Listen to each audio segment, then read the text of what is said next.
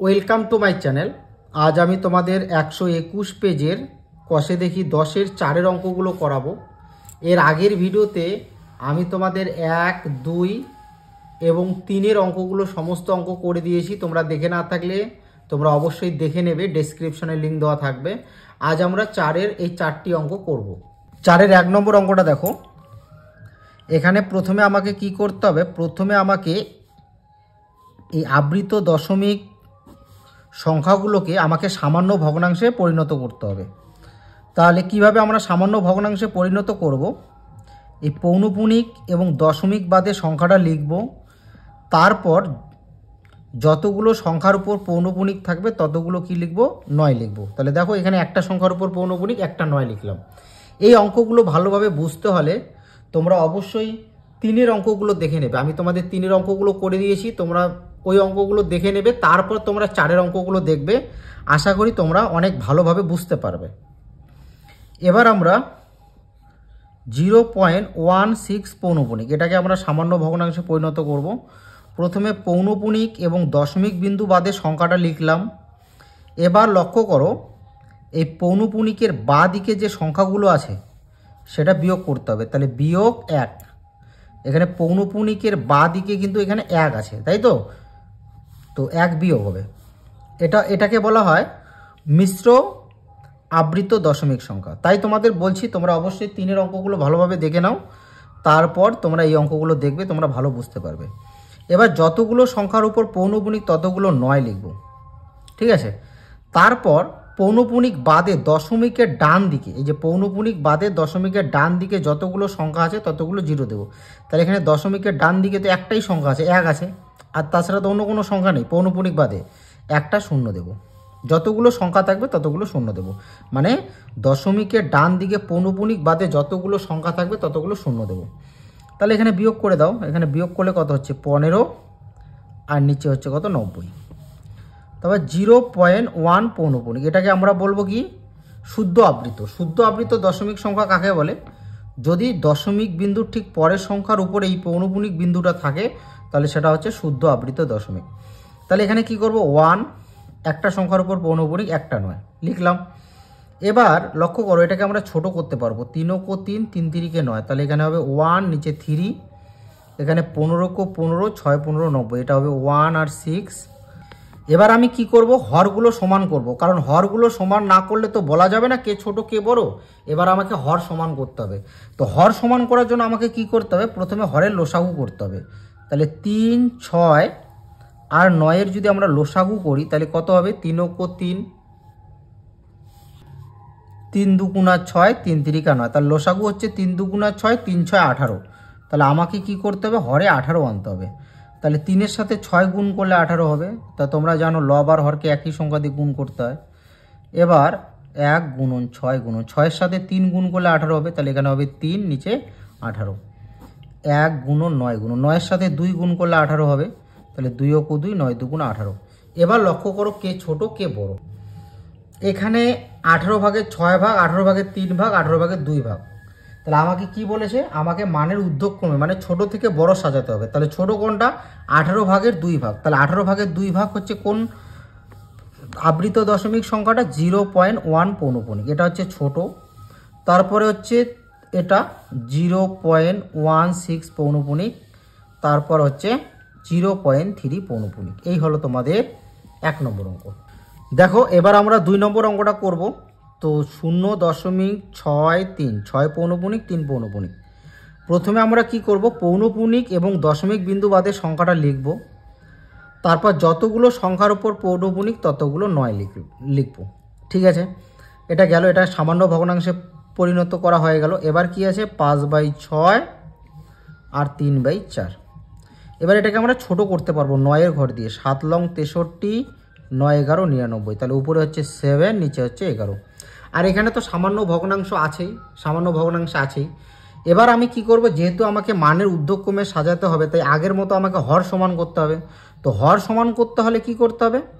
আমাকে প্রত্যেকটা ভগ্নাংশের হরের লসাগু করতে হবে। তাহলে 11, 6 আর 4, 11, 6 আর 4-এর যদি আমরা লসাগু করি তাহলে কত হবে? 2 দিয়ে 11, 3 × 2 = 6, 2 × 2 = 4। তাহলে কত হচ্ছে? 2 × 11 = 22, 2 22 কত হচ্ছে 44, 44কে যদি আমরা 3 দিয়ে গুণ করি 12 132, তাহলে আমাকে হরে কত আনতে হবে 132। তাহলে এখানে লক্ষ্য করো 11-র সাথে কত গুণ করলে 132 হবে, এই যে এটা হচ্ছে 11, তাহলে 11-র সাথে কত গুণ করলে 132 হবে, 3 দুগুণা 6, 6 দুগুণা 12, তাহলে 7 12 কত হচ্ছে 84, আর এটা হচ্ছে 132। এবার লক্ষ্য করো 6-এর সাথে কত গুণ করলে 132 হবে, এই লক্ষ্য করো 3 দুগুণা কত হচ্ছে 6, তাহলে 6কে রেখে দাও, তাহলে 2 11 কত হচ্ছে 22, তাহলে 6-এর সাথে 22 গুণ করলে হবে 232। তাহলে এটা কত হচ্ছে, এটা হচ্ছে তোমার 5 দুগুণা 10, হাতের 1, 5 দুগুণা 10 11, কত হচ্ছে 110, আর এটা হচ্ছে 132। তারপরে 3 গুণন 4 গুণন, তো লক্ষ্য করো 4, এই যে 2 দুগুণা 4, 4 আছে, তাহলে 3 11 কত 33, 33 গুণ করতে হবে, তাহলে 3 33-এ কত হচ্ছে 99, আর এখানে হচ্ছে 132। এবার আমার প্রত্যেকটার হর কি হলো, সমান হলো, তাহলে প্রত্যেকটার হর সমান হয়ে গেল। এবার আমি বলতে পারবো কে ছোট কে বড়, তোমরা দেখো তো কে ছোট, তাহলে এখানে ছোট হচ্ছে এটা 132 আর 84, 84/132, তাহলে এটা যেহেতু ছোট তার মানে আমি বলতে পারি 0.6 পৌনপুনিক, 3 পৌনপুনিক ছোট। তারপরে হচ্ছে তোমার এটা 99/132, তাহলে এটা হচ্ছে 3/4 আর 5/6, এই হলো তোমাদের 2 নম্বর অঙ্ক। এবার 3 নম্বর অঙ্কটা দেখো 0.53 পৌনপুনিক, তাহলে এটাকে আমরা বলবো কি মিশ্র আবৃত দশমিক। তো মিশ্র আবৃত দশমিককে কিভাবে সামান্য ভগ্নাংশে পরিণত করে, প্রথমে পৌনপুনিক এবং দশমিক বিন্দু বাদে সংখ্যাটা লিখব, তারপর কি করব এই পৌনপুনিকের বাঁ দিকের অঙ্কগুলো বিয়োগ করব, তাহলে পৌনপুনিকের বাঁ দিকে কী আছে 5, এটা বিয়োগ করব। এবার যতগুলো সংখ্যার উপর পৌনপুনিক ততগুলো 9 লিখব, তারপর পৌনপুনিক বাদে দশমিকের ডান দিকে যতগুলো সংখ্যা থাকবে ততগুলো 0, তাহলে দশমিকের ডান দিকে পৌনপুনিক বাদে কটা সংখ্যা আছে, একটা, শুধু 5 আছে, তাহলে একটা শূন্য হবে। তাহলে এখানে যদি আমরা বিয়োগ করি তাহলে কত হবে 5 থেকে 13 8, হাতের 1, 5 থেকে 1 গেলে কত হবে 4, 48, নিচে হচ্ছে কত 90। এবার এটাকে আমরা ছোট করতে পারবো, 24-এ 48, আর 2 দিয়ে হচ্ছে তোমার 4 দুগুণা 8 10, 2 45-এ 90, তারপর এটা হচ্ছে 3 8 24, 3 15 45, তাহলে থাকছে কত আমার উপরে 8 নিচে 15। এবার উপরে 2 নিচে 25, তারপরে কি আছে উপরে 16 নিচে 75। তাহলে এবার আমাকে কি করতে হবে, হরের লসাগু করতে হবে, 15 25 আর 75-এর লসাগু করতে হবে।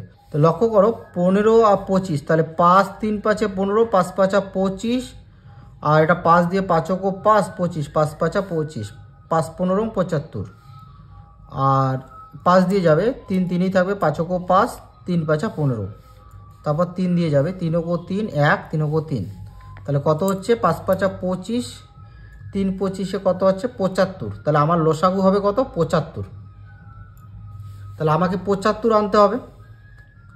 তাহলে 8 গুণন 15 গুণন, তাহলে 15-এর সাথে 5 গুণ করলে 75 হবে, তাহলে এটা কত হচ্ছে, এটা হচ্ছে তোমার উপরে 40 আর নিচে হচ্ছে তোমার 75, ঠিক আছে। এবার 2 গুণন 25, তাহলে 3 25-এ 75, তাহলে এটা হচ্ছে 6 আর 75, 16 গুণন 75, তাহলে এখানে তো 75 আছে, 1 দিয়ে গুণ করি, এটা হচ্ছে 16 75।